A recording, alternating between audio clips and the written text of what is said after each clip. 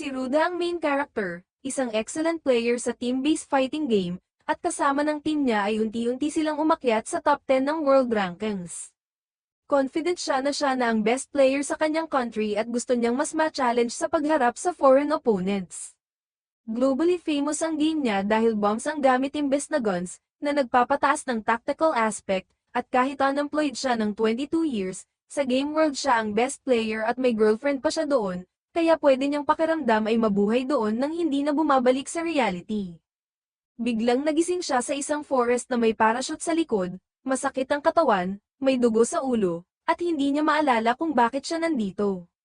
Walang signal ang phone niya at may hawak siyang strange stone na hindi masakit, iniisip niyang baka aliens ang may kinalaman, at nakita niya ang bag niya na may clothes, isang small bag, at temporary food at drinks. Nagdesisyon siyang mag-explore at lumabas ng forest, pero nakatagpo siya ng scary insects na nagpanik at nagpatakbo sa kanya. Paglabas niya ng forest, nakakita lang siya ng vast ocean at unti-unting naaalala ang nangyari. Noong araw na iyon, in-register siya ng mother niya sa job sa convenience store nang hindi nagtatanong, kaya nagalit siya at napasigaw. Habang bumibili ng groceries, may encounter siya sa mga men in suits na hinahanap siya, at kinain niya ang only bento niya, iniisip kung ano ang kakainin niya bukas. Binuksan niya ang small bag na hindi niya pag-aari, kinuha ang isang item, at sa pag-fiddle niya na-activate ito, nag-start ang countdown kaya natakot siya at itinapon. Sumabog ang bomb at hindi niya alam bakit may bomb sa bag kaya tumakbo siya. Nakakita siya ng tao sa malayo, tinawag pero naglabas ito ng bomb at hinagi sa kanya. Na-realize niya ang danger, kinuha ang bomb bag at tumakbo, pero hinabol siya ng pursuer. Sa paghahanap ng hiding place, dumating pa ang sunod-sunod na bombs kaya gusto niyang lumaban. Hinagis niya ang bomb pero hindi sumabog, naalala ang activation process, at nung bumaba ang pursuer hinagis niya ulit, pero mas mabagal sumabog kaysa inaasahan, at dahil walang instructions, hindi niya alam gamitin ito ng tama. Napansin ng pursuer na hindi marunong si Ruda at hinabol siya, pero bago makita siya ng pursuer, nasa likod na si Ruda na may bomb na nakahanda. Tinanong ni Ruda kung saan siya at bakit may bombs, at dito na-realize ng pursuer na nawalan siya ng memory. Akala ng pursuer na isang tao na hindi marunong gumamit ng bombs tulad ni Ruda ay hindi siya mapapahamak, kaya hinagis niya ang bomb pero miss, na nagbigay daan kay Ruda para makatakas muli. Tumakbo si Ruda at nagdesisyon munang sumuko, pero tinamaan pa rin siya ng bomb at nahulog sa isang nearby grass field. Hindi siya makita ng pursuer pero ang stone sa kamay niya ay parang radar na nagpapakita na malapit ang pursuer, kaya na-realize niya na walang silbi ang magtago ng matagal. Kumuha siya ng bomb at napagtanto na time type ito, habang ang bombs ng pursuer ay sumasabog agad sa impact sa objects, eksakto gaya ng game, kaya sinasabi ni Ruda sa sarili na bilang top 10 player sa world, ito dapat ang kaya niyang gawin. Napagtanto niya na hindi alam ng pursuer ang location niya, kaya nung plano ng pursuer na mag-counterattack sa pamamagitan ng paghagis ng bombs sa lahat ng dako para tamaan siya kahit saan siya magtago, nagdesisyon si Ruda na tumakbo at magtago sa ilalim ng tubig. Plano ng pursuer na hintayin siyang lumabas para maghagis ng bomb, pero hindi niya alam na may trap si Ruda sa ilalim ng kanyang paa, at nang matanto ito, huli na.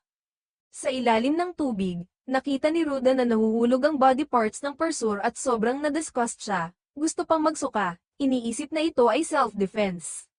Sa panaginip niya, naalala niya nung nag-apply siya sa job sa game company pero na-reject, sobrang nag-alala ang mother niya at gusto siyang bigyan ng trabaho. Pero sinaway niya ito ng harsh, kaya mula noon naging strange ang relasyon nila. Sa huli, kay Ruda ang kasalanan dahil patuloy siyang nag-drift at hindi nagsikap maghanap ng proper job para sa sarili. Nagising siya at sobrang gutom dahil nag-vomit siya ng dinner niya kagabi. Nakita niya ang isang babae sa kabilang side ng stream, nilunok niya ang kaba at lumapit, na ikinabigla at ikinagalit ng babae. Nakilala niya ang female protagonist na si Hamiko dati sa game, at sobrang humanga siya kay Ruda noon dahil sa talento niya at pag-feature sa gaming magazines. Inimbita siya ni Ruda sa team niya nung nakita niyang nag-iisa siya at naghihintay ng friend na hindi dumating, kaya naglaro silang dalawa imbes na umupo lang. Naniwala si Hamiko na tadhana ang nagdala sa kanila. Kinabukasan, dumating ang friend niya para humingi ng sorry dahil nakalimutan ang plan dahil may guests kagabi. Nalaman din na ang tunay na pangalan ni Hamiko sa real life at nakaka-attract siya ng atensyon ng maraming boys, at ipinagmamalaki niya sa friend na nakalaro siya ng sikat na player kagabi. Lumabas ang dalawa at nag-cosplay bilang kanilang game avatars. Nagpa-picture, hindi alam kung paano magre-react si Rudo kung malalaman niyang nakalaro siya ng cute na blonde high school girl. Ordinary student lang si Hamiko, pero somehow napunta siya dito at iniisip na parang pinaparusahan siya. Habang nagmamasid, nakakita siya ng bag ng grenades at nag-aalala na baka kailangan niyang pumatay ng tao. Tumingin si Hamiko sa forest at naisip na kulang lugar pero natakot sa posibilidad na makagat ng insects, kaya nagdesisyon siyang magpahinga sa lilim. Naalala niya noong school days, may papel ang mga kaibigan niya na may rumor na kung isusulat mo ang pangalan ng taong gusto mong mawala, mangyayari ito at makakatanggap ang writer ng 1 million yen. Biglang nagising si Hamiko at nakita ang tatlong older men sa harap niya. Hindi naman sila gumagawa ng masama at sinabing wala silang intensyon na saktan siya.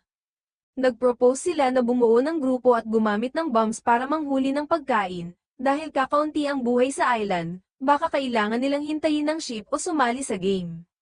Naniniwala ang friendly older man na hindi sila dapat sumali sa inhumane game, pero tinawag siyang hypocrite ng man na may tied head. Sabi niya ay teacher siya at alam niya ang tama, at hindi siya mahina dahil 4th degree judo practitioner siya, pero sa lugar na ito, wala nang silbi ang martial arts kumpara sa bombs. Habang naghahanda sa labanan, binigyan ng man with tied head ang teacher ng choice, mamatay bilang patunay na sumusunod siya sa ideals niya o umatake at maging hypocrite.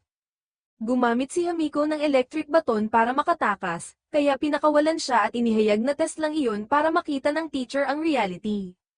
Nagdesisyon silang mag-elect ng group leader at si Hamiko ang napili, hindi niya maintindihan kung bakit siya. Biglang may nadiskubre silang something na ibinaba mula sa plane, may pagkain at tubig, at agad silang kumain ng ravenously. Pagbalik ng teacher, suggest niyang ay rasya ng food pero tinusok ng man with tied head ang leeg niya dahil troublesome siya. Shocked, na-flashback si Hamiko sa bahay ng senpai kung saan nakasama niya ang friends niya, at nang humingi siya ng permission na umuwi sandali, ginabayan siya ng fat man.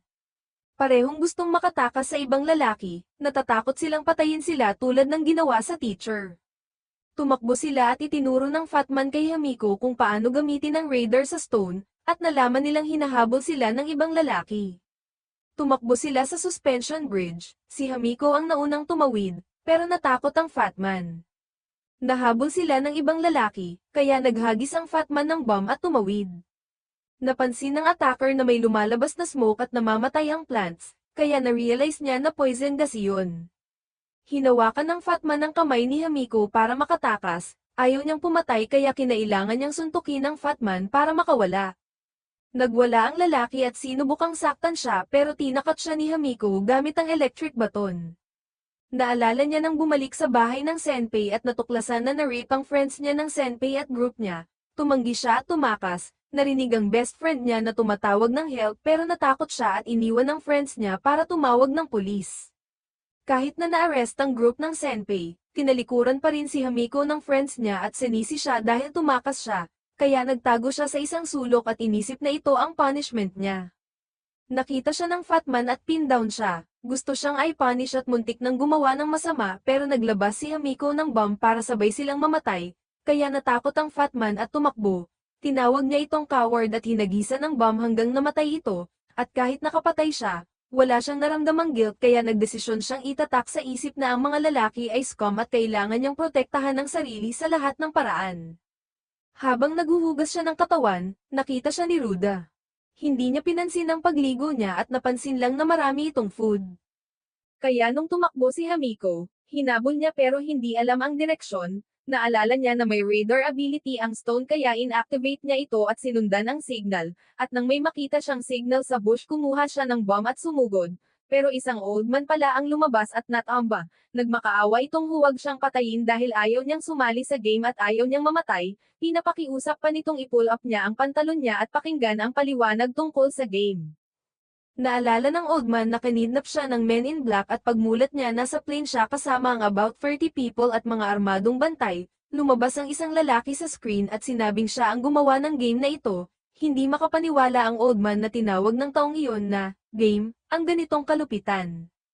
Dadalhin sila ng plane sa isang island sa Pacific na walang food at water, At kung gusto nilang makatakas kailangan nilang sumali, sino mang magre-resist ay may electrocute ng high voltage. Kailangan nilang lumaban gamit ang iba't ibang grenades, bawat isa may 8 bombs pero walang instructions at magkakaiba ang types kaya kailangan maging maingat.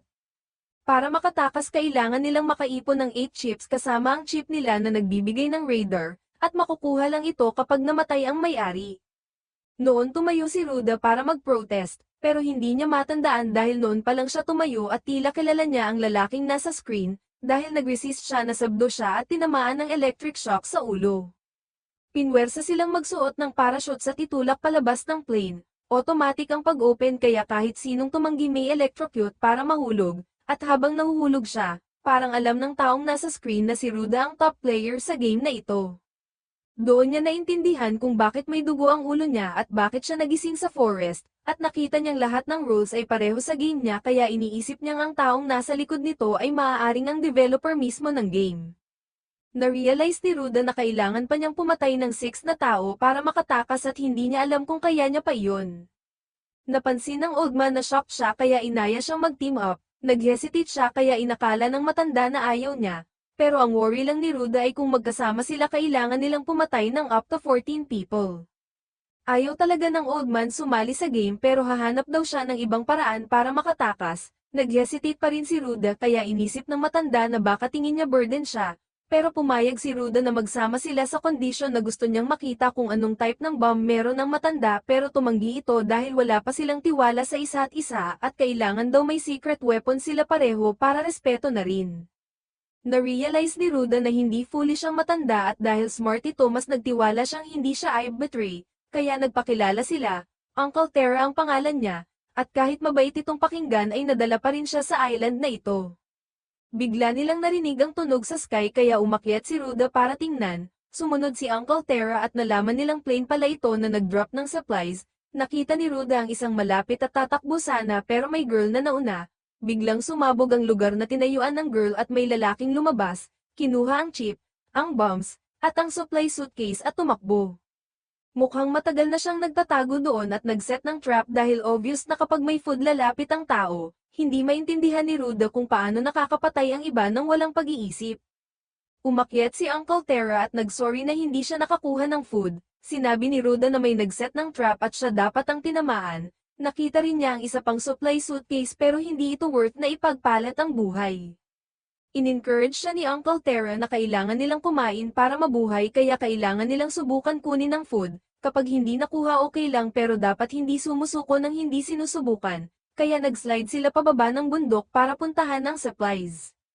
Dito nakilala natin si Kira, 14 years old. Tumakas sa bahay dahil inaabuso siya ng tatay niya kaya nagkaroon siya ng bad habits tulad ng stealing at pickpocketing hanggang sa umabot ng pagpatay at panggagahasan ng 3 women. Na-arrest siya at sinabi ng polis na kahit cute siyang tingnan ay mentally ill siya. Binalikan pa siya ng best lawyer para i-bail out dahil makakatulong daw sa reputation niya at depende sa degree ng mental illness baka hindi siya makulong. Walang nagawa ang polis lalo na nang makita nitong nakangiti si Kira habang inaakyat sa island kasama ang lawyer. At pagdating doon nag-umpisa siyang pumatay ng mga frogs for fun. Naniniwala pa rin ang lawyer na kaya pang baguhin si Kira, kahit hindi niya alam paano ipapaliwanag iyon kay Kira. Bigla nilang nakita ang supplies na ibinababa, gusto ng lawyer na payagan ni Kira na sundan siya ng ama niya, hindi natatakot si Kira makipagtalo sa lawyer pero sa harap ng ama niya ay tahimik na parang mouse. Dahil dito, mas naging violent ang ama ni Kira. Pumunta silang tatlo sa supply drop at kinuha ng ama ni Kira ang bomb niya para i-attach sa puno at pabagsakin ng supplies, pero tanging owner lang ang makakagamit ng bomb kaya napilitan si Kira na i-donate ito. Nag-create ito ng vacuum area at bumagsak ang puno, sakay ng ng ama ang suitcase at sinabing tanging susunod sa kanya ang makakakain. Nung nag-object ang lawyer, sinabing wala siyang power dahil jungle law ang umiiral dito. Nagalit si Kira sa ama at sinaktan siya nito para maalala ang abuso noon, kaya kinuha ni Kira ang bomb at i-attach sa ama, hindi nakapag-remove ang ama ng shirt at namatay. Akala pa ni Kira ay poprotektahan siya ng lawyer pero nagsawa na rin ang lawyer sa madman na ito, sinabing mas masama pa ang anak kaysa ama at tinawag si Kira na curse on humanity, saka tumakbo palayo. Habang galit, Nakakita si Kira ng paparating, si Ruda at Uncle Terra na hindi niya na-detect dahil static ang radar. Nakita ni Ruda na bagong pumatay si Kira at sinabi nito na wala ng rules dito, sino ang deserve mamatay ay mamamatay, at ang malakas ay mabubuhay. Nakuha ni Kira ang bombs ng ama kaya nagkaroon ng pagkakataon sina Ruda at Uncle Terra na tumakas, pero hindi papayag ang makaalis ni Kira dahil ang lugar ay kahawig ng game kung saan siya ang best. Ginamit ni Kira ang radar para sundan sila, hindi alam ni Ruda kung lalaban o tatakbo. Biglang natamba si Uncle Terra at na-spray ng ankle, gusto niyang iwan siya ni Ruda. Pero nagdesisyon si Ruda na utusan siyang manatili habang siya ang maglure sa madman sa ibang direction. Pinlano rin niyang turuan si Kira ng lesson at kunin lahat ng bombs niya dahil siya pa rin ang best player sa world. Pareho silang patuloy na gumamit ng radar para i-monitor ang posisyon ng isa't isa, at pagkatapos ng determinasyon, nag-turn back si Ruda at nag-face off sila, nag-drop ng bombs sa ground. Sa aksyon na iyon, na-recognize ng bawat isa na skilled player ang kalaban, pero na-realize ni Ruda na 3-star rank lang si Kira samantalang 4-star siya. Excited si Kira na makita na player rin siya, ginamit ni Uncle Terra ang pagkakataon para kunin ang chip ng ama, habang si Ruda ay nag-focus sa klase ng bomb na iniwan ng Evil Kid. Sinubukan niyang tumakas at mag-set ng trap para kay Kira, at nahulog sa trap si Kira, pero masyado pang magaan ang trap para pabagsakin siya. Alam ni Kira na sa front ay attack si Ruda kaya nag-throw siya ng vacuum bomb, kumapit ito sa backpack kaya mabilis na itinapon ni Ruda ang bag. Alam ni Kira na player si Ruda pero strong lang sa game at hindi sa real life. Tumayo pa ang bata para mag-lecture kaya inisip ni Ruda na hindi niya alam ang tama at mali. Pero dahil na-expose niya ang position niya, tinamaan siya ng bomb at tumama ang ulo sa bato. Doon niya na-realize na parang game lang talaga ito kaya tinrato niya ito bilang game, pareho ang feeling habang naglalaro siya kaya nag-immerse siya. Nang ma-discover siya, gumamit siya ng empty bag para harangin ang vacuum bomb at tuloy-tuloy siyang gumalaw.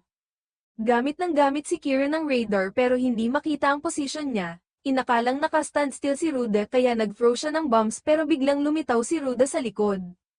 Paikot-ikot ang takbo niya at kahit naka-on ang radar ni Kira ay hindi pa rin makita si Ruda. Na-master na niya ang teknik na pang-pro, ang i-jam ang radar, kapag sakto ang timing ng pag-on niya ng radar habang ginagamit ito ni Kira, nagkakaroon ng interference. Hindi na alam ni Kira kung gumagalaw o nakatayo si Ruda kaya na-confuse siya hanggang dahan-dahan siyang binigyan ni Ruda ng bomb. Doon biglang bumalik si Ruda sa reality at na-realize kung ano ang ginawa niya at halos pumatay na naman siya. Tinali niya si Kira, kinuha ang gamit nito at umalis. Tinanong ni Kira ang pangalan niya kaya sinabi niya ang game name niya. Na-realize ni Kira na siya lang ang Japanese player sa global top at naging interesting para sa kanya ang island. Kumain naman sina Ruda at Uncle Terra matapos ang maraming araw sa island. Kahit ordinary cup noodles lang ito pero para sa kanila ay delicacy na dahil kailangan nilang isugal ang buhay para makuha iyon. Hindi mapigilan ni Uncle Terra ang magpasalamat kay Ruda, pati pag-risk ng buhay para sa kanya, at na-touch siya hanggang mapaiyak. Pakiramdam niya first time may totoong nagpasalamat sa kanya, pero iniisip niya rin kung ano ang nagawa niya para mapunta dito. Samantala, sa bahay nila, muntik nang mag-end ang buhay ng nanay ni Ruda pero dumating ang tatay niya para pigilan. Gusto na niyang matapos dahil pakiramdam niya ay nag-fail siya bilang ina, pinalaki niya si Ruda na hindi man lang kinikilala ang ama, at siya mismo ang nagsulat ng pangalan nito sa papel kaya napadala dito. Balik kay Ruda, nadiskubre nila ni Uncle Terra ang bangkay ng matabang lalaki na nahulog mula sa waterfall. Gusto niyang i-check kung may enemies sa taas kaya pinagtago niya si Uncle Terra kasama ang supplies. Chinek niya ang inventory, 2 time bombs, 6 artillery shells, at 3 vacuum bombs, umakyat siya nang hindi nag-on ng radar para hindi ma-detect, gusto niyang eye-scout gamit ang naked eyes. Nakita niya ang bangkay na nagsisimula ng mabulok at hindi na lang siya nagsuka, mukhang kinuha na ang chip. Si Uncle Terra sa ibaba ay nakuha na rin ang chip mula sa bangkay ng matabang lalaki, at matapos ang saglit na pagdadalawang isip nag-decide si Ruda na gamitin ang radar. May nakita siyang tao sa bundok at na-realize na ito yung girl na una niyang na-meet, inakala niyang siya ang pumatay sa dalawang bangkay. Naramdaman ni Himo na nascan siya kaya nag-throw siya ng poison gas bomb at napilitan si Ruda lumabas ng forest at harapin siya. Napansin niyang may 4 bags si Himo kaya kung paramihan ng bombs ay talo talaga siya. Sinubukan niyang makipag-usap para sa peace, pumayag naman siyang makinig at ibinaba ang bomb pero nag-worry siya sa approach ni Ruda kaya nag-throw siya ng bomb thinking niloloko siya. Nakasurvive si Ruda at nag-charge forward, pagdaan niya biglang naglabas si Himo ng electric baton kaya umiwas siya. Tuloy pa rin ang negotiation niya pero nang sasaksak na si Himo, naalala niya ang pagkaka-electrocute kaya nagpanik siya at nasipa ang kamay nito dahilan para siya mismo ang tamaan ng kuryente. Nang mawalan ng malay ang girl, kinuha niya ang bombs nito. May desir na pumasok sa isip niya dahil walang nakakakita sa island pero pinigilan niya sarili niya at naalala ang matabang lalaki kaya siguro takot na takot si Himo. Binuhat niya ito at nang magising, sinabi niyang paralyzed pa ang katawan niya dahil sa baton at wala siyang gagawing masama. Pero naglabas si Himo ng time bomb at nagbanta na sabay silang mamamatay, mas gusto niyang mamatay ng pure kaysa Madafiel. Na-stop ni Ruda ang bomb bago sumabog at dahil seryoso talaga siya, dinala niya ito pabalik kay Uncle Terra. Inimbitahan nila si Himo kumain at pinakampante siya dahil pareho nilang gustong makatakas kaya kailangan nila siya, pero tinanong niya kung bakit pa babalik kung ang mga kakilala nila ang pumirma para mawala sila, pag bumalik sila at nakita ang mga iyon, anong gagawin nila? Hindi alam ni Ruda paano niya nalaman iyon pero siya mismo ang sinulatan ng friends niya. Si Uncle Terra naman may good relation sa family pero dati siyang nakaaway na customer, kaya na-realize ni Ruda na lahat ng tao sa island ay mga taong kinasusuklaman sa tunay na buhay, kaya sila dinala rito. Mukhang nanay niya ang nagsulat ng pangalan niya at hirap siyang tanggapin iyon. Biglang may narinig silang kaluskos sa forest papalapit pero walang detection sa radar.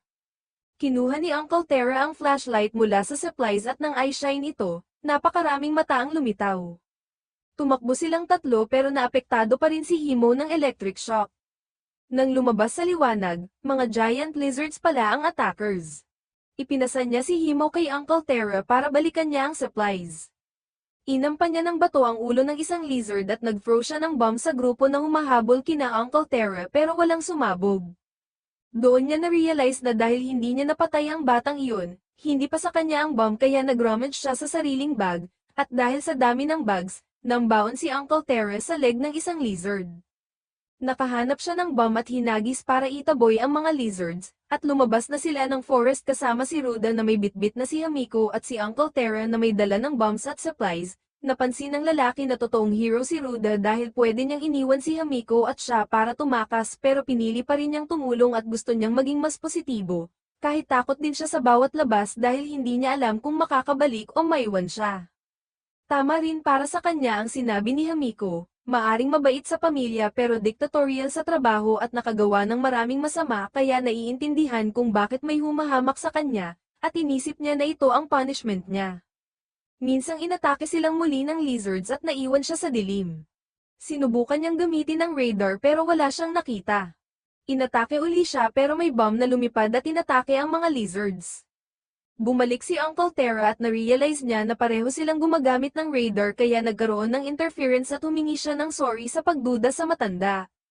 Hindi ito nagalit dahil natural lang sa takot na mag-isip ng negatibo. Ngayon hindi na itinago ni Ruda ang bomb type niya dahil nagtiwala na siya sa matanda at naniniwala siyang maliligtas siya kung sasama siya. Ramdam nila ang sea breeze kaya alam nilang malapit na silang makalabas ng forest. Nakakita si Uncle Terra ng hut kaya dali-dali nilang dinala si Hamiko roon para maiwasan ang mga lizard sa likod ngunit rusty ang ladder at bumagsak silang tatlo. Sinabi ni Uncle Terra na dalhin siya pataas habang siya ay hahadlang sa lizards. Pero track type lang ang bombs niya at hindi kayang sirain ang lahat ng targets. Pilit niyang ginaising si Hamiko, at nang bumalik si Uncle Terra. Umaakyat na ito mag-isa, akala ng lalaki ay iiwan na niya si Hamiko pero bumalik siya at naghagis ng gas bomb sa gitna ng forest kaya natakot ang lizards at tumakbo palayo. Sinabi niya kay Uncle Terra na huminto at ipinaliwanag ang sobrang toxic na epekto ng gas dahil sa direksyon ng hangin at naipaliwanag na ang paggamit niya nito ay dahil na-activate niya ang kamay ni Hamiko. Napansin niya ang kaibahan ng game at real life, sa game walang wind at hindi pwedeng gamitin ang bomb ng iba. Nagising na si Hamiko at sabay-sabay silang umakyat sa hut, napansin nilang may labanan na naganap dito bago pa man at biglang naramdaman ni Uncle Terra ang sakit dahil hindi pa na-bandage at na-disinfect ang sugat niya kaya nagsimula itong mamaga at sumakit. Pagkatapos ay nawalan ng malay si Uncle Terra at kailangan ni Ruda na mag-isip kung paano siya matutulungan. Matapos mag-scout sa paligid, alam niya na babalik ang mga lizards, at si Hamiko ay hindi sigurado kung may ginawa siya habang unconscious pero namula siya kaya tinawag siya nitong terrible person, at nang hawakan niya ito para ipaliwanag, natakot si Hamiko at hindi pumayag na hawakan siya ng kahit sino. Pumunta si Ruda para kumuha ng gamot at disinfect Uncle Terra. Kahit masakit ay gusto niyang magpatuloy pero napilitan siyang humingi ng tulong kay Hamiko para hawakan siya. Pinaalala niya na natakot si Hamiko pero injured si Uncle Terra dahil sa pagprotekta sa kanya. Pansamantala nang maging stable si Uncle Terra pero hindi pa rin nila alam ang susunod na gagawin, at dumating ang game administrator para mag-check, na-detect na buhay si Ruda at nakatagpo na siya ng 4 na players pero isa lang ang napatay at ngayon ay nakipag-team sa 2, kaya gusto ng hat-wearing man na obserbahan pa rin siya dahil mahalagang source of data. Napansin ni Ruda na tila mahilig sa cosplay si Hamiko base sa phone background, at nang gusto niyang malaman ang pangalan nito, sinipa siya sa leg dahil tumingin siya, at wala itong balak sumali sa grupo at hindi nagtitiwala sa 2, kaya hindi niya ibinigay ang pangalan, ngunit may gusto siyang itanong tungkol sa dami ng bombs at suitcase, paano niya nakuha iyon at kung napatay ba niya ang mga tao para makuha. Nagduda si Ruda at iniisip na baka siya ay mag-betray anumang oras. At kahit sinubukan ni Hamiko ipaliwanag ang hardships niya, hindi sigurado si Ruda kung totoo o pretendo lamang, dahil kapag nag-betray at napatay silang 2, magkakaroon siya ng sapat na chips para makaalis. Biglang naramdaman niya ang paggamit ng radar, si Hamiko lang ang nade detect kaya gusto niyang umalis para hindi madamay ang 2, pero napansin ni Ruda na isa lang ang nade detect kaya nagdesisyon siyang ipakita ang sarili para iliga ang kalaban, at babalikan ng usapan kapag nakabalik. Pumasok siya sa forest, inactivate ang radar para mahanap ang location at tumakbo para ilayo ang kalaban mula sa hut, pero nang i-activate niya muli, may nasa likod niya, nakaligtas siya sa tama at ang attacker ay ang headband guy na unang tinakasan ni Hamiko. Hinabol siya ni Ruda kaya kailangan niyang tumalon pababa at gumamit ng bomb para takutin dahil gumagamit ang kalaban ng knife, gusto niya sanang sumama ito sa kanya pero tumanggi, kaya nag-threaten ang kalaban. Biglang may bomb na lumipad, at nakasalubong niya ang lawyer na nasa side ng kalaban, nakita niyang may higit sa isang type ng bomb ito kaya inisip niyang murderer ang lawyer at gusto niyang patayin agad ng headband guy, pero na-shock niya ang lawyer gamit ang electricity at tumakas, at hindi pinatay agad ng headband guy si Ruda pero sinundan siya pabalik sa hideout, at bumalik si Ruda at humarap kay Uncle Terra. Si Uncle Terra at si Hamiko ay naroon, pero gusto ni Hamiko na i-ignore silang 2. Kunin ang gamit niya at umalis. Subalit sinundan siya ng isa pang lalaki na dating mercenary kaya madaling sundan ang footprints. Muli niyang nakita si Hamiko at alam niyang kung susundan si Ruda, makikita siya dahil na-recognize niya ang electric baton, nakita rin niya ang gamit niya at naisip na si Fat Guy ay napatay siguro ni Hamiko.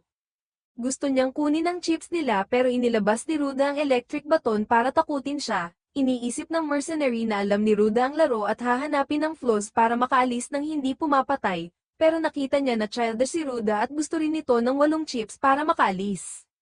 Muntik na siyang saksakin nang biglang dumating si Uncle Terra at naputol ang 4 na daliri niya, napulupot at nahulog mula sa hut.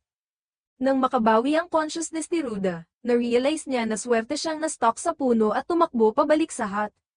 Tanging si Uncle Terra na lang ang naroon at kinuha na lahat ng gamit. Nakita niya ang phone ni Hamiko at nakita ang picture, ito ang Hamiko na minahal niya sa game kaya nagdesisyon siyang iligtas siya, ngunit kailangan muna ni Uncle Terra ng tulong, pinangako ni Ruda na babalik na may gamot para tigilan ang pagdurugo, pero sabi ni Uncle Terra, kung aalis siya ngayon, tuluyan na siyang masisiraan ng bait. Gayunpaman umalis siya, at si Hamiko ay nakatali na ng 2 lalaki. Sinimulang torture ng mercenary si Hamiko, gumawa ng maliit na hiwa sa kamay niya, at nang mag-broadcast muli ang radar signal ni Hamiko, nalaman ng mercenary na buhay pa si Ruda kaya pinadala niya ang lawyer para mag-throw ng bombs habang siya naman ay maghihintay para saksakin si Ruda dahil wala na itong bombs. Sumabog ang isa at hindi alam ng mercenary kung sino ang buhay, kaya naghintay siya at nakita lang ang lawyer na nag-throw ng bomb pero nawala na si Ruda. Parehong gumamit ng radar pero nakaiwas si Ruda sa detection sa pamamagitan ng pagtayo lang.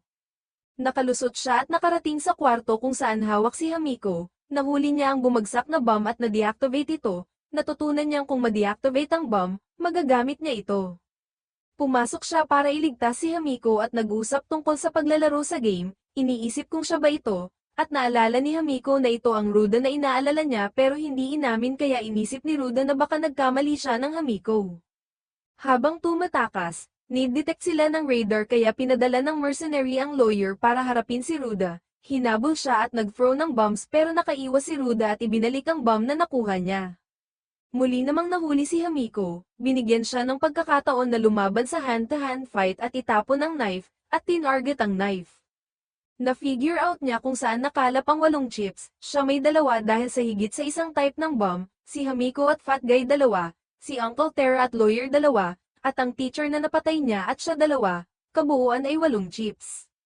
Binigyan niya si Ruda ng pagkakataon na kunin ang knife, pero agad itong sumugod, binugbog si Ruda at hinawakan ng mga braso niya, sinabing nilabag niya ang rule sa hand-to-hand fight. Sumugod si Hamiko para iligtas siya pero itulak siya ni Ruda, ngunit nagawa pa rin niyang maglagay ng gas bomb sa kalaban, at habang kumakalat ang gas, pareho silang kinailangang tumakas. Napansin ni Ruda ang escape route, umakyat at inabot si Hamiko para isama siya, ngunit hinabol pa rin sila ng kalaban at nahawakan ng binti niya, kaya naghagis siya ng bomb pabalik. Iniisip na kailangan niya ng 10 seconds para mapigilan ito, pero ang bomb na nakuha niya sa lawyer ay may 3-second countdown. Nakaligtas silang pareho sa kamatayan at nakita ng Game Master na natalo ni Ruda ang inaasahang mananalo sa laro. Noong ostracized si Hamiko ng mga kaibigan, nanatili lang siya sa bahay, at si Ruda ang lumapit sa kanya, hindi nagtatanong kundi pinapaalala lang na palagi siyang nandyan sa tabi niya. Sa kasalukuyan, nakakuha si Ruda ng 3 chips mula sa insidente pero nagpasya siyang huwag pabayaan ang laro na pabaliin siya tulad ng iba, habang ang game organizers ay gumagamit ng 3D simulations base sa participants, na tila plano nilang gamitin sa paggawa ng game sa hinaharap. Gabing iyon, kinailangan nilang manatili sa gubat dahil delikado ang daan sa gabi, naglabas si Ruda ng pagkain para ibahagi kay Hamiko at nagpalit ng damit, at pagkatapos ay bumalik, at nagdesisyon siyang matulog sa ibang kwarto pero pinayagan siya ni Hamiko na matulog sa parehong kwarto basta hindi lalampas sa isang linya. Iniisip niya na si Hamiko ang himaw na kilala niya sa game, isang bata, unemployed at nakatuon lang sa laro, at siya ang tumanggap sa kanyang realidad, kaya nag-aalala siya kung tunay na nasa panganib siya. Ngunit nagkamali siya sa pagkakakilanlan, inisip niyang natutulog si Hamiko pero pinipigilan lang nito ang emosyon, at nang siya ay desperado, sumugod siya para iligtas ito, at siya nga ang Ruda na kilala ni Hamiko, kahit na conflicted pa rin ang isip nito sa galit sa lahat ng lalaki at kung dapat ba si Ruda ay maging exception, sapagkat pinangarap niya ang kanilang wedding day sa game at ngayon mukhang totoo sa real life. Biglang sumili ang ilaw at nagising si Hamiko, nakita ang isang nakakatakot na tao at sumigaw. Hindi alam ni Ruda kung sino iyon pero inilarawan ni Hamiko na parang ghost at hindi malinaw dahil sa liwanag. Iniisip ni Ruda na posibleng ito ay isang player, kaya naghanap sila ng magkasama, at bago pa maghiwalay sa paghahanap, natakot si Hamiko, hindi nagpakita ang radar ng kahit ano, ngunit biglang may nakita siyang ilaw kaya iniwan niya si Hamiko kasama ang flashlight at nagpunta upang silipin kung may nangyari. Dapat niyang i-flash ang radar para ipaalam kay Ruda kung saan siya dumating, at natuklasan niya na maaaring may kalaban na nagtatago doon. Pagpasok niya, wala siyang nakita pero may supply suitcase pa rin, kaya nagduda siyang ito ay trap at handa na silang umalis nang biglang lumitaw ang ghost sa likod niya at sinubukang saksakin siya, pero nakareact siya sa oras. Halos swerte ang sumunod na tama at habang naipit sa side, naitulak niya ang ghost palayo, sa kanya na-realize na babae ito at nawawala ang kamay na may chip kaya hindi siya nakikita sa radar, iniisip niya kung gaano na siya katagal nagtatago. Bumalik siya para tawagan si Hamiko na natakot at nagtago sa harap niya. Nang magkita sila ng babae, nagpanik ito sa presensya ni Ruda, kaya sinabihan siya ni Hamiko na lumabas, at nakipag-usap siya sa babae, na nakita na nagtitiwala si Hamiko kay Ruda kaya ikinwento niya ang kanyang kwento, nurse siya sa maliit na ospital, masipag na nagtrabaho hanggang lampas 40, at nang mapasok sa problema ang doktor na hinangaan niya, sinikap niya itong iligtas ngunit napasa sa kanya ang guilt. Hindi nagtagal, dinala siya dito at muling nakaharap ang doktor na niloko siya para makipagtulungan, at nang makuha niya ang 6 na chip, ginamit siya ng bomb at nakuha ang chip para makaalis mag-isa, pero dahil hindi malakas ang bomb, nawalan lang siya ng isang braso. Hindi niya alam bakit nagpapatuloy pa rin ang laro, at pinayuhan niya si Hamiko na mag-ingat dahil kapag nakuha na ang 6 na chip, magsisimula ang test of trust. Sinabi rin niya kay Ruda ang tungkol sa helicopter na darating kapag kumpleto na ang chips, kaya nagdesisyon si Ruda na hanapin ang 7 chip, lokohin ang pilot gamit ang bombs, at ay hijack ang helicopter. Gusto niyang bumalik kay Uncle Terra ngunit hindi sinabi ni Hamiko ang mangyayari kapag nakuha ang 6 na chips. Nagpapalam sila sa babae at ipinakita ang pinakamabilis na daan pabalik, dahil darating lang ang lizard sa gabi kaya kailangan nilang umalis ng maaga sa araw. Pinili ng babae na magtiwala na paprotektahan ni Ruda si Hamiko, habang si Uncle Terra naman ay nailigtas ng doktor na iniwan ang babae noon at tinihil ang pagdurugo niya, layunin lamang nitong iligtas siya para magamit sa hinaharap. Nakabalik si Ruda at Hamiko, at maingat niyang sinabihan ang doktor na humakbang pabalik, pero ipinaliwanag nito na dumadaan lang siya at nailigtas si Uncle Terra, at sinabihan rin ni Uncle Terra si Ruda na huminto dahil iniligtas siya ng lalaki.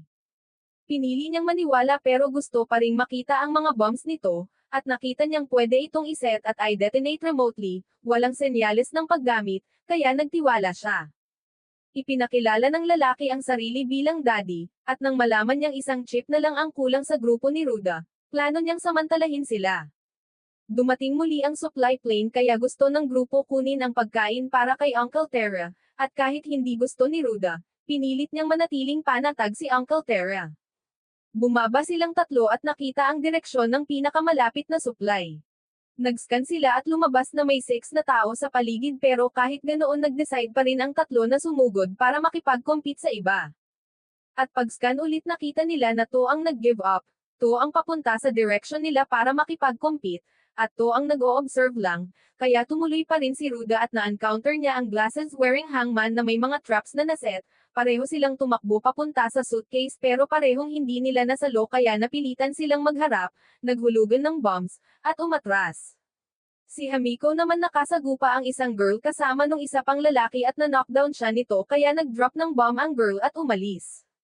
Si Ruda nagtago sa likod ng rock at hindi makita ang isa pang kalaban habang si Daddy nakuha ang suitcase pero hindi niya matanggal ang parachute, tapos nag-throw ng gas ang kalaban kaya sinabi niya kay Daddy na iwan ang suitcase at tumakbo, bago niya ibinalik ang suitcase at pinasabog ang bomb na nakakabit para matanggal ang parachute, sa kanya iniabot ang suitcase kay Ruda at tumakbo si Ruda para hindi maaga. Si Hamiko buhay pa at nilabas ang electric baton para takutin yung girl, nag-regain ng consciousness at nag-throw ng bomb palayo, confident siya kasi ang bombs niya ay air-type habang time bombs ang gamit ng girl at may electric baton siya laban sa iron rod nito. Si Ruda naman nagtatakbo nang biglang may firebombs na bumagsak at hinarangan ang daan niya galing sa guy na kasama ni Kid Kira. Pinayuhan ni Kira na tapusin si Ruda pero hindi sumunod, dumating yung glasses guy at sinipa si Ruda sa bibig, ninakaw ang suitcase, at tumalon sa tubig para mawala ang apoy kaya pati si Ruda napilitang tumalon. Gusto ni Kira na mag-ambush siya sa shore kung saan aahon yung dalawa. Si Hamiko kahit may electric baton hindi pa rin makahabol dahil kabisado ng babae ang psychology niya at ang dahilan kung bakit may dala siyang self-defense tools kaya nawalan siya ng composure, nakik, nawala ang baton, at na-restrain, sinabihan pang sumuko pero hindi niya maintindihan kung bakit dati handa siyang mamatay pero ngayon desperadong mabuhay at na-realize niyang si Ruda ang dahilan kaya lumaban siya, naitulak ang babae, nakuha ang baton, at na-shock ito pero sinunggaban siya sa ulo. Biglang may bomb mula kay Di na dumating at pareho silang nakaiwas. At kahit gustong patayin ni Di pareho yung dalawa, nang makita niyang buhay si Hamiko nagkunwari itong concerned at nagtanong kung okay siya pero alam ni Hamiko na hindi siya dapat magsalita dahil siguradong aatakihin siya nito agad, kaya nagpatuloy sila sa pagtakas at pakikipaglaban habang sinusubukan ring makuha ang suitcase at maiwasan ang bombs ng kalaban, gamit ang lahat ng kanilang skills sa radar at taktika para mabuhay sa komplikadong labanan na iyon. Samantala, umakyat si Ruda sa baybayin at nakita ang lalaki na nagtapon ng firebomb, kaya nagdesisyon siyang huwag muna bumaba, ngunit hindi napansin ng lalaki ang sinuman doon at napansin lamang ang suitcase, kaya basta na lang niya itong kinuha at naiipit sa bomba na sumabog at napatay siya. Nakuha ng lalaki na may salamin ang isa pang chip, ngunit tumayo si Ruda at tinakot siya gamit ang bomb. Pinilit ang lalaki na ibagsak lahat ng bombs at ang suitcase, at sumunod naman ang lalaki, na ikinagulat ni Ruda dahil tila napakadali para sa kanya ang sumuko. Pinatakas niya ang lalaki mula sa lugar habang nag-aalangan pa rin dahil baka may naitago itong remote control, at hiniling niyang ipakita ang kamay nito ngunit wala siyang dala, na lalong nagdulot ng pagdududa kay Ruda. Nang lumapit si Ruda, na-activate ng lalaki ang detonator na nakatago sa bibig niya, akala niya ay nagtagumpay siya, pero nakita pa rin ni Ruda sa radar ang posisyon niya, at masayang nasubaybayan ng organisasyon ang labanan dahil si Ruda ay may 3 chips habang ang lalaki ay may 4, at hindi na kailangan pang patayin ang isa't isa dahil sapat na ang makuha ang chips para makalabas sa isla. Itinago ng lalaki na may salamin ang controller sa manggas at ginamit ang bibig niya para kunin ito nang hindi nakatingin si Ruda, ngunit nakaligtas si Ruda dahil hindi siya lumapit sa suitcase at naglakad sa direksyon na nakalitaw sa paningin ng kalaban. Alam ni Ruda na lalaktaw ang lalaki sa usok para kunin ang items, kaya naghagis siya ng bomb, pero pumunta ang lalaki sa bangkay para kunin ang firebomb, habang si Ruda ay pumasok sa tubig para umiwas at helpless na nanood habang kinuha ng lalaki ang suitcase.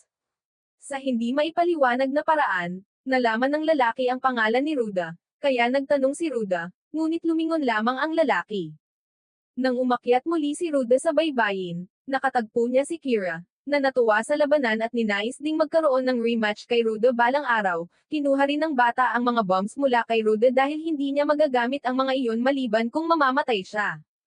Tuluyan nang humiga si Ruda sa buhangin ng pagod, dinala siya ni Hamiko at Daddy, humingi ng tawad si Ruda sa pagkawala ng suitcase, at outwardly sinabi ni Daddy na ayos lang ngunit sa loob ay isinumpa si Ruda bilang walang silbi, habang niyakap siya ni Hamiko para ipakita ang kanyang pag-aalala.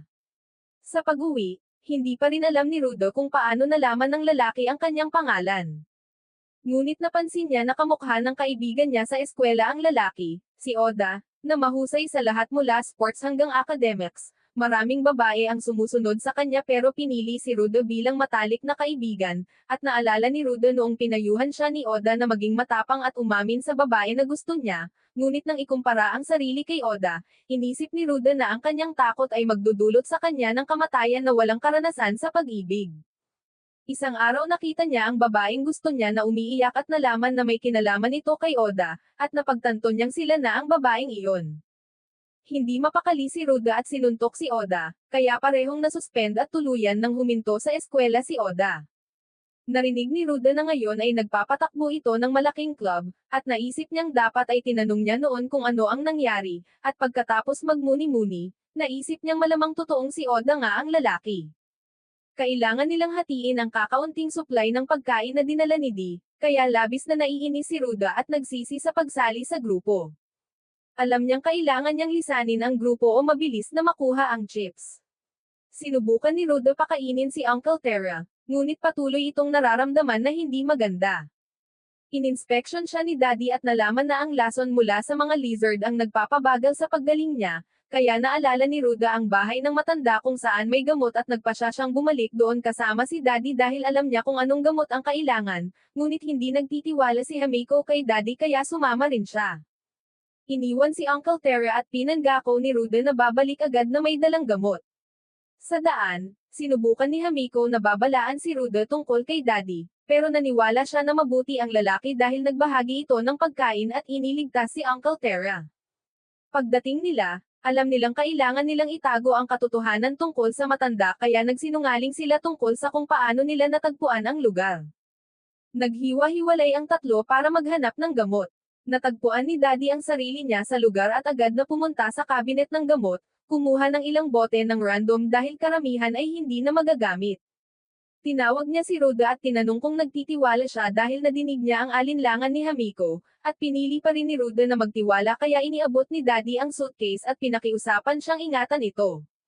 Biglang bumalik si Hamiko at sinabi kay Ruda na itapon ang suitcase, kaya na-expose si Daddy at agad niyang pinasabog ang bomba, sabay tawa ng masaya na akala niya napigilan na niya si Ruda. Sinundan niya si Hamiko para ayusin ito rin, ngunit tinaga siya ng matanda mula sa likod at agad niyang nakilala. 10 minuto bago iyon, pumunta si Hamiko sa matanda para magtanong tungkol sa gamot at nalaman nilang tanging antibiotics at painkillers na lang ang natira, kaya itinuturo niya ang kwarto ng gamot. Nakita nilang naruroon si Daddy, nakilala ang matanda at binabalaan si Hamiko tungkol sa kanya at sa suitcase, kaya dali-dali itong bumaba para sabihan si Ruda pero huli na. Dinala ng matanda si Hamiko, ngunit wala na siyang kakayahang lumaban, at sinundan siya ni Daddy na nagpasabog ng bomba upang hadlangan sila at nakatayo sa gitna para obserbahan. Ngunit kinuha ng matanda ang bomba mula kay Hamiko at itinapon kay Daddy. Natakot ito at tumakas, ngunit iyon pala ay patibong para maihulog ang matanda sa mga bombang nakaplano niya, na sumabog at ikinamatay ng matanda habang sinusundan ni Daddy si Hamiko, nais kunin lahat ng chips para makalabas muli sa isla. Binigyan pa rin niya si Hamiko ng pagkakataong sumama sa kanya, pero hindi siya naniwala dahil niloko ni Daddy ang matanda. Katulad ng dati, kumuha siya ng bomba at itinapon kay Hamiko na akala niya ay makakamatay na siya ng malinis ang konsensya, ngunit hindi sumabog ang bomba dahil hindi ito na-activate, ito pala ay bomba ni Ruda, na nangangahulugang buhay pa siya. Lumabas si Ruda mula sa likod ni Hamiko at hindi mahirap para sa kanya ang makaligtas dahil napansin niya kung saan tumakas si Daddy. Itinapon niya ang suitcase at nagtago sa isang sulok, tanging maliit na sugat lang ang natamo. Ngayon, tanging remote bombs na lang ang hawak ni Daddy kaya may kalamangan pa si Ruda. Nagpasya siyang itigil ang pagiging inosente at harapin si Daddy. Tumanggi si Daddy na sumuko at tumakbo, sinusubukang akitin si Ruda sa mga patibong, ngunit nailagay ni Ruda ang bomba sa lugar na tinatago ni Daddy. Napagpasyahan ni Ruda na kailangan niyang alisin ang banta na ito, ngunit bumalik ang matanda, buhay pa rin siya, at nagpasya siyang patayin si Daddy, ngunit hindi niya nagawa dahil kahit pa humingi ng tawad si Daddy, hindi niya kayang itumba sa gitna ang tao at pinili niyang iligtas ito. Hindi maintindihan ni Ruda ang ginawa ng matanda, pero bahagyang naunawaan ni Hamiko, iniisip na marahil tanging kababaihan lang ang nakakaintindi sa damdamin ng kapwa babae. Nagpasya si Ruda na dalhin agad ang gamot pabalik kay Uncle Terra at planong silipin ang ilang bangkay sa daan, ang bangkay ng fat guy, ng ama ng mentally unstable kid, at ng buzzcut guy na nakasalubong niya sa simula. Sa kabuuan, 6 lang ang chips, ngunit may 2 itong klase ng bomba kaya malamang higit sa isa ang chip niya. Pagbalik niya kasama si Hamiko, nawala na ang 3 bangkay. Pakiramdam ni Hamiko ay may pagkakasala pa rin sa pagpatay sa fat guy, kaya sinubukan ni Ruda siyang aliwin, paliwanag na ito ay self-defense at hindi maiiwasan. Hindi niya alam kung sino ang kumuha ng chips dahil si Uncle Terry lang ang may alam tungkol sa 3 nakasalubong nilang tao. Pag-akyat niya sa ladder pabalik sa hut, nakarinig siya ng ingay at natuklasan ang tracking bomb, at ang tanging may ganitong klase ng bomba ay si Uncle Terra. Habang naghihintay sa kanila, dahan-dahan siyang nagkaroon ng hallucinations, narinig niya ang boses ng kanyang anak at tumakbo palabas, nahulog, at gustong-gusto niyang makabalik sa anak ngunit kulang sa chips. Lumitaw ang imahe ng kanyang asawa at nagpapaalala na sapat na ang chips niya, 2 mula sa ama ni Kai, 3 mula sa bangkay ng fat guy, at 2 mula kay Ruda at Hamiko, kaya ngayon ay target na niya ang 2. Nang malapit na silang makarating sa hut, nagising ang mga lizard at naghintay si Uncle Terra na umakyat sila para i-activate ang bomba. Tumalon at tumakbo si Ruda nang itapon ang bomba, ngunit sinundan pa rin siya at napilitan siyang gamitin ang bakal na pamalo para patigilan ito. Muli itong itinapon, at kahit nataman, nasa saklaw pa rin ng pagsabog. Nasugatan ang binti ni Ruda. Sinubukan nilang tawagan si Uncle Terra upang huminto, at alam ni Hamiko na ito ang hamon na binanggit ng kanyang tiyahin. Habang nagsiskan si Ruda, wala siyang makita at naunawaan niyang ginawa ito ni Uncle Terra para sa kanya dahil palagi siyang iniwan nito mag-isa kaya sobrang takot. Nakita niya ang sarili ni Hamiko na nagiging katulad ng mga adultong kinamumuhian niya. Abala ang ama niya sa trabaho kaya napabayan ang pamilya na nauwi sa diborsyo at muling pag-aasawa ng ina, hindi niya ito tinanggap kaya nagdulot siya ng kaguluhan sa bahay at ngayon, napabayan na rin niya si Uncle Terry katulad ng ginawa ng ama niya sa kanya. Nagdesisyon si Hamiko na tumayo at protektahan siya. Alam niyang ang bomba ay sasabog lamang kapag malapit sa target kaya hinuli niya ito at na-inactivate. Nakita ni Rudo kung paano siya nagprotekta at naunawaan niyang siya nga ang Hamiko na kilala niya sa laro. Napansin ni Uncle Terra ang panganib at binago ang target kay Hamiko, ngunit nahuli ito ni Ruda at mabilis na hinabol ang bomba. Natakot siyang tumakbo, ngunit parehong na-detect sila at hinabol siya. Akala niya ay papatayin siya, ngunit nahulog siya sa bundok at malapit nang gamitin ang huling bomba. Subalit nang marinig niya ang paghingi ng tawad ni Ruda at ang pakiusap ni Hamiko na bumalik, naantig siya at naisip niyang nagkamali siya. Nang dumating ang mga lizard, alam niyang ito na ang wakas, kaya humingi siya ng tawad sa kanyang pamilya at itinutok ang bomba sa sarili bago ito sumabog. Nang marinig nila ang pagsabog, lumapit sila at natagpuan siyang patay. Sinubukang sisihin ni Ruda ang sarili sa hindi paghingi ng tawad ng maaga, ngunit wala ng pagkakataon. Bumalik sila sa hut at ipinaalam ni Ruda kay Hamiko na ordinaryong tao lamang si Uncle Terra. Naunawaan niya na ang patuloy na kapabayaan ng uncle ang naging dahilan ng kanyang pag-alis. Tinanong siya ni Hamiko kung gusto niyang umalis sa lugar na iyon at ibinigay niya ang 3 chips mula kay Uncle Terra. Kasama ng 3 chips ni Ruda at kanya, sapat na ito upang makaalis.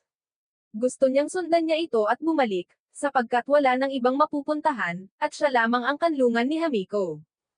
Kahit virtual lamang ang mundo, maraming beses siyang iniligtas at tinulungan sa oras ng desperasyon, kaya naging kanyang pag-asa sa buhay. Naisip ni Ruda na hindi siya ganoong uri ng tao na tatanggap sa ganitong sakripisyo. Napagtanto niya na siya nga ang Hamiko mula sa laro na matagal na niyang gustong makilala. Humiling siya ng isang halik, at dapat sana'y magpakasaya silang magdamag, ngunit napansin ni Ruda na natatakot pa rin siya. Lumitaw sa isip niya ang imahe ni Oda, na nag-udyok kay Ruda, ngunit nagdesisyon siyang hindi maging tulad nito at pinilit si Oda na umalis sa isip ni Hamiko. Nilapitan niya si Hamiko at hinikayat na manatiling positibo, sinabi niyang susubukan nilang makuha ang sapat na chips at makaalis sa isla, at kapag dumating ang oras, gusto niyang makipag-date sa kanya. Yumakap sila sa isa't isa habang biglang dumating ang mga organizer upang magdala ng helicopter at kuhanin ang mga gamit sa isla sa loob ng isang araw. Ang natitirang tao sa isla ay magpapatuloy sa pakikipaglaban hanggang makaalis sila, at dito nagtatapos ang pelikula.